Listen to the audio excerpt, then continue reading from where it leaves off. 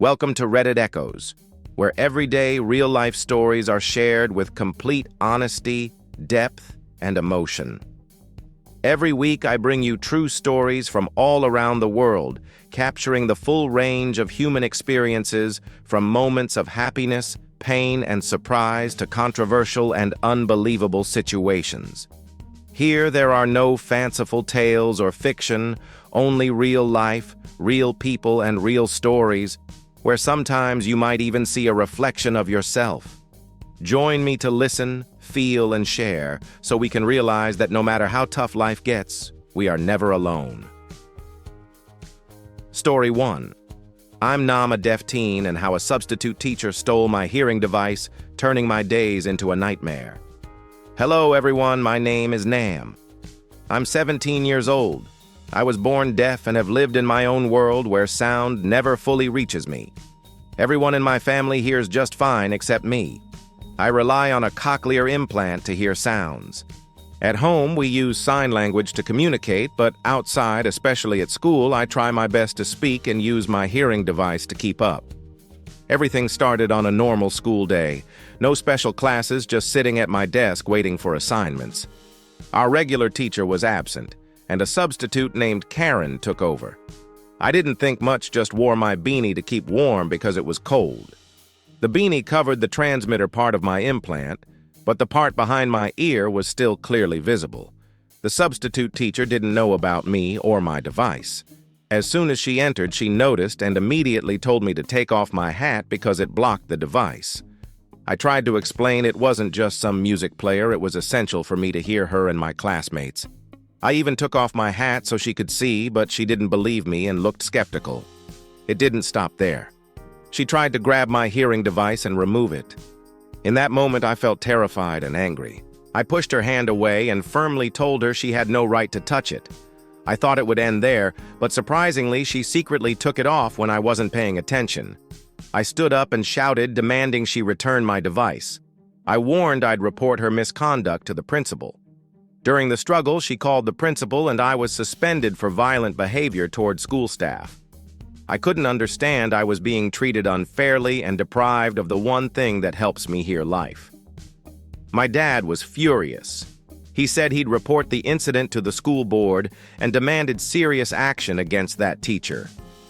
But for me, the worst pain wasn't the suspension or scolding, it was the feeling of betrayal, misunderstanding, and loneliness. I've lived a difficult life with my difference, and when I needed understanding the most, I was treated like this. Afterward, I spent many sleepless nights wondering why some people can't understand or show empathy. I felt isolated and alienated. Some friends started looking at me differently, a few were suspicious and distant. I became more timid, afraid to express my true feelings, fearing judgment. I also went through multiple psychological evaluations and treatments trying to overcome the shock. Luckily, my family was always by my side supporting me. But the memories of that day still haunt me, making me fearful of school and meeting new people. Through my story, I just want to say, differences are not something to be condemned or stigmatized. Everyone deserves to live, be respected, and be understood, especially those in special situations like me. I hope watching this video will help you understand, empathize, and love those around you. Never hurt them just because you don't understand or have prejudices. Story 2. I'm Lynn, 27, dumped after 9 years for not being classy enough. Then he came back to say his last words. Hi everyone, my name is Lynn, I'm 27. I want to share with you a long, emotional story about a nearly decade-long relationship that ended with a brutal breakup and a conclusion that left me not knowing whether to laugh or cry. I met him, let's call him Nam, back in college. We were together for almost 10 years, weathering many ups and downs, and supporting each other through life's challenges. Throughout all those years, I stood firmly by his side.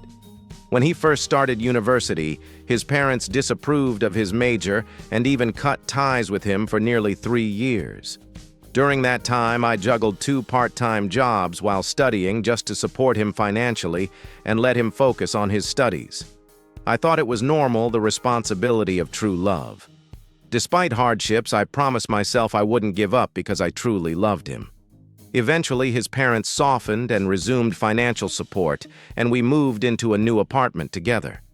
Nam wanted me to quit my job so he could take care of me. But I refused.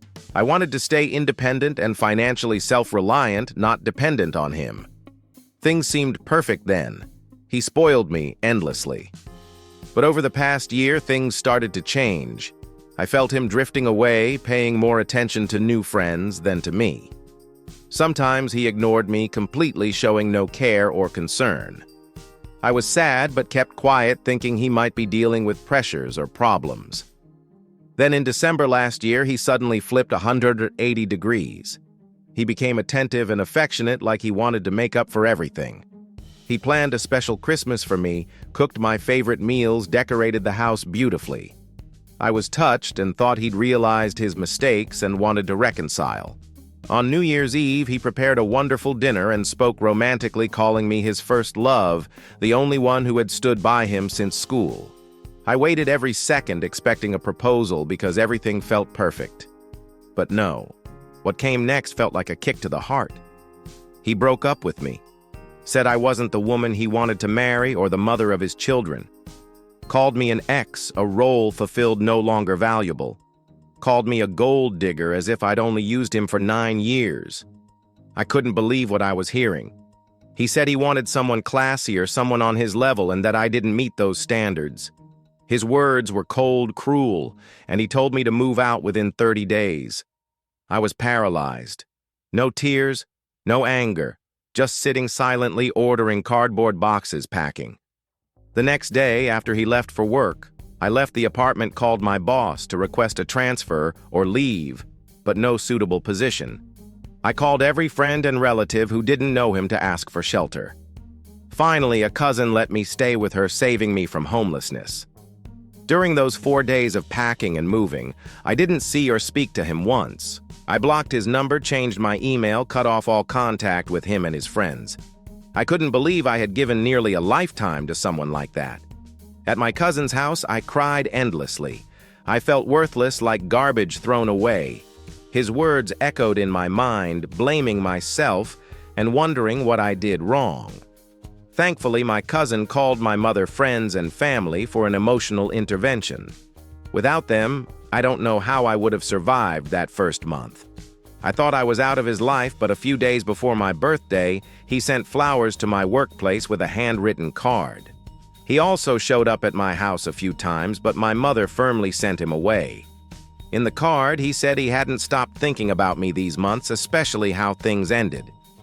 He said there was something he needed to say face to face that would haunt him forever if left unsaid. He wanted to know if I would meet him. I didn't know what to do. I was scared and anxious. People told me to avoid him, but part of me was still curious about what he wanted to say. A few days later, I met him at a familiar cafe. He kept the same old attitude, apologizing, but in a way that blamed everything else, work, family, friends, as if he never took responsibility. I wasn't interested in excuses. I bluntly told him I knew everything. He looked shocked, as if surprised I'd found out. Then he admitted that for 2 years, he'd liked a female colleague. She was beautiful and kind, but he hated me for blocking them. He told her he loved her madly and ended our 9-year relationship to pursue her. The funniest part, she outright rejected him, called him trash, and threatened to report him to HR if he contacted her again. When I asked why he still wanted to meet me, he said he wanted a second chance, promising to marry me before the year's end, claiming we were meant for each other. I laughed coldly and said, "I'm no one's second choice. I'm not someone to be thrown away, then begged to come back." He begged, cried, reminisced about the good times, but I firmly told him to leave me alone and stop wasting my time. The meeting ended tensely. He was kicked out by my family member, and I walked away feeling relieved despite a lingering pain. Story 3. When my best friend was hurt by her boyfriend and I faced difficult choices. Hi everyone, my name is Huang26. I want to share a true story about betrayal, loss, and the tough decisions I had to make when my best friend was hurt by the person she loved. We've been best friends since college. From the first days on campus, we shared countless memories, studying, playing, and supporting each other through life's ups and downs. She has always been an irreplaceable part of my life. Her name is Mai. She was in a long-term relationship with her boyfriend, let's call him Dung, for 4 years.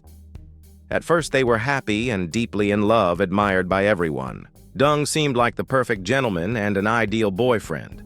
I thought so too until things started to change. I noticed Dung acting strangely indifferent towards Mai, sometimes cold. Mai tried to keep things calm, didn't want drama or trouble. She said it was just a rough patch and she believed Dung would change. But one day I accidentally discovered a truth I couldn't believe. While helping Dung send a message on his phone, I saw him texting another girl intimately and suggestively. They talked about secret dates and feelings he no longer had for Mai. I was shocked. Everything inside me shattered. I knew I had to tell Mai, my dear friend I loved like family. But I also knew it would cause her immense pain. The next day, I sat down with Mai and told her everything. She broke down in tears, unable to believe the betrayal from someone she trusted. What hurt even more was how Dung handled it afterward. Instead of apologizing or trying to fix things, Dung blamed Mai, saying she had changed, was no longer attractive, and that she pushed him away. He called her stupid and undeserving. I was furious and heartbroken for Mai. I wanted to stand up for her, but also understood no one is perfect in a relationship, and Mai had her flaws too. In the following days, Mai started to change. She became withdrawn and lost her confidence. Seeing her pain crushed my heart. I tried to comfort and encourage her, but sometimes it felt like she wanted to give up everything. One day, Mai confided dark thoughts, wanting to quit, to forget it all. I stayed awake all night talking to her, pulling her back from the edge. I also faced a tough choice: should I confront Dung and make him take responsibility, or let Mai decide her own future? I knew no matter how much I wanted to protect her, she was the one who would suffer and ultimately have to stand up for her own life. This story is not just about betrayal. It's about forgiveness, facing pain, and true friendship, standing by each other not only in joy, but through storms. Now Mai is in the process of finding herself again. She's undergoing therapy, focusing on personal growth, and gradually regaining her lost confidence. I'm still by her side, a steadfast friend who never leaves. And I know no matter what happens, we will always have each other like the closest sisters. Story 4. When an ex suddenly comes back and the truth behind the apology. My name is Lynn, 29 years old. I want to share with you a story about how my ex-boyfriend hurt me once, then unexpectedly came back to apologize, leaving me confused and unsure what to do. Let's call him Nam, and I had a 5-year relationship. We shared many memories, happy days, and dreams of building a future together. But like many couples, we faced irreconcilable conflicts. One day, Nam decided to break up with me. He said his feelings faded, that he needed a new life, a new experience. I felt like someone abandoned in a storm, in deep pain and utter emptiness. In the months after the breakup, I tried to rebuild my life, but it wasn't easy. I kept thinking about him, about what was lost, and about unfulfilled promises. Then one day, Nam suddenly reached out. He sent messages, called me, apologized, admitted his mistakes, and promised to change. He said he never stopped loving me, that breaking up was a huge mistake. I wanted to believe, but I was skeptical. I feared it was just a game, a way for him to regain control, only to hurt me again. But inside, I still loved him deeply. We met again and talked openly. He shared his struggles and pressures that made him lose direction. He begged for a chance to start over. I must admit, in that moment, I softened. I wanted to believe he truly changed. I wanted to believe in love and hope. But deep inside, I still wondered, would this time be different? Would he keep his promises? Or was it just another painful cycle? This story isn't just about love or betrayal. It's about growth, about learning to love yourself before loving anyone else. Now I'm still on the journey to find myself, to love myself, and to live authentically. Whatever the outcome, I know I have been brave enough to face the challenges life brings. Thank you for taking the time to listen to these heartfelt stories.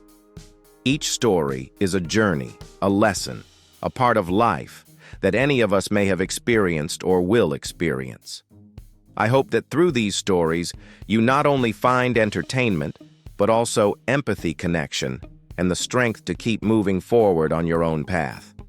If you found this story meaningful, don't forget to like, share, and subscribe to Reddit Echoes so you won't miss the emotional stories coming next.